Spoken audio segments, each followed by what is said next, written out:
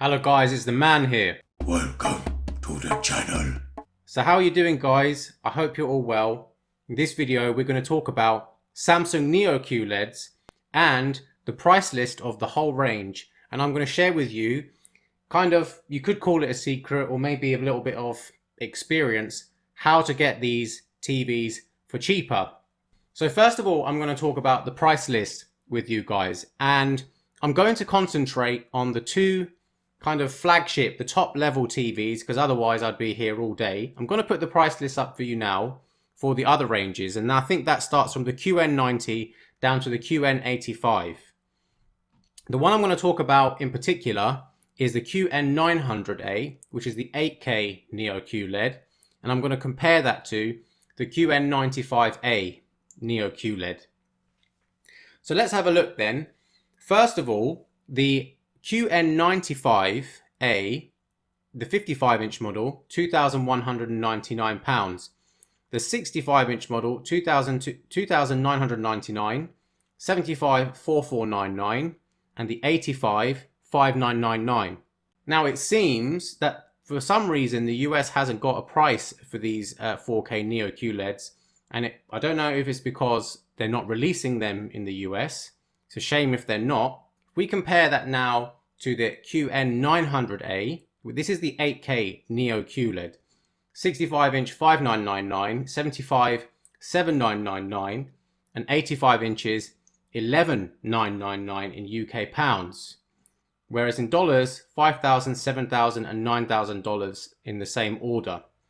So this just makes me think, when I looked at this, I was like, whoa, like that's such, like, it's crazy. Like 75-inch Neo QLED TV, 7,999, £8,000 for a 75-inch. It's ridiculous. Makes you think, what is the real value of 8K? And to be honest, guys, my feeling about 8K is that you don't really need it, and I mean, I think you definitely don't need it. There's pretty much no content out there that's 8K that's, we can actually speak of. Most people still struggle today to get 4K HDR, like a legitimate 4K HDR signal. When we're talking about, Netflix, or we talk about, YouTube, there's still a lot of content in 1080p, and even then HDR is not always available. So what's the purpose of 8K? And on top of that, with 4K, the resolution is already so high, there's like 8 million pixels on the screen. For a 75-inch TV, you can sit literally 2 meters away from a 75-inch TV. Yeah, fair enough, the TV would be big, but you wouldn't see any pixelation at all. I know that because I have a 75-inch Q90a by Samsung, 2019 model.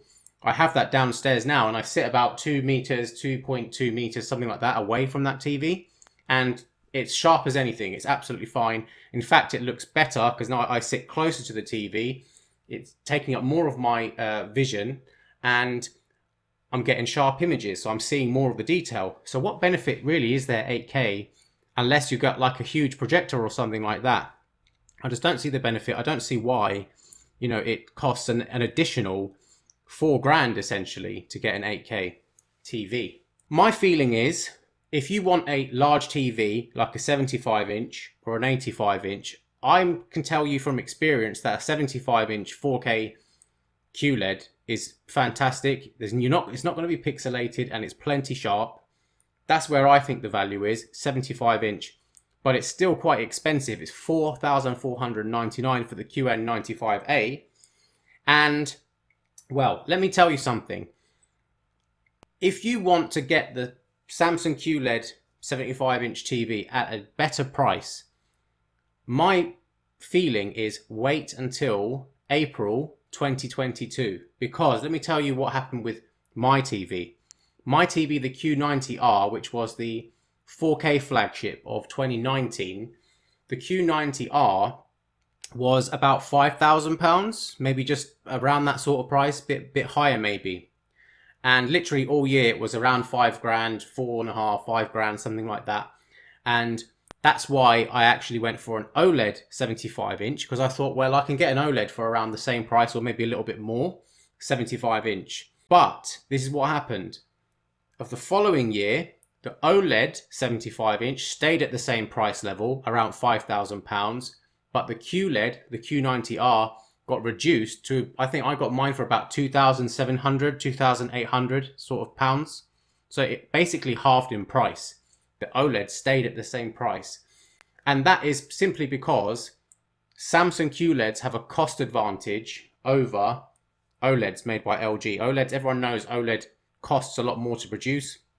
Some of them go faulty in production as well. So a lot of those panels are sometimes scrapped, which adds to costs. It's a very high likelihood that you're going to get a massive discount on a 75-inch model or an 85-inch model, end of line. And these TVs, they typically get refreshed every spring. So my feeling is wait for the year to pass. My feeling is don't buy it immediately. Let's have a look how good they are first. Wait till next year and hopefully you can get it 40-50% off. That's what I did, and I'm very happy with it. I sold my OLED now. I'm very happy with this Q90R. I'm not thinking about upgrading anytime soon. If I'm going to upgrade, it will be next April or maybe the April after that. Anyway, I hope this helped you guys because, you know, TV purchase it's a big thing. You know, you can buy a TV and you can keep it for years. So make sure you make the right purchase. Don't forget to smash subscribe and smash like.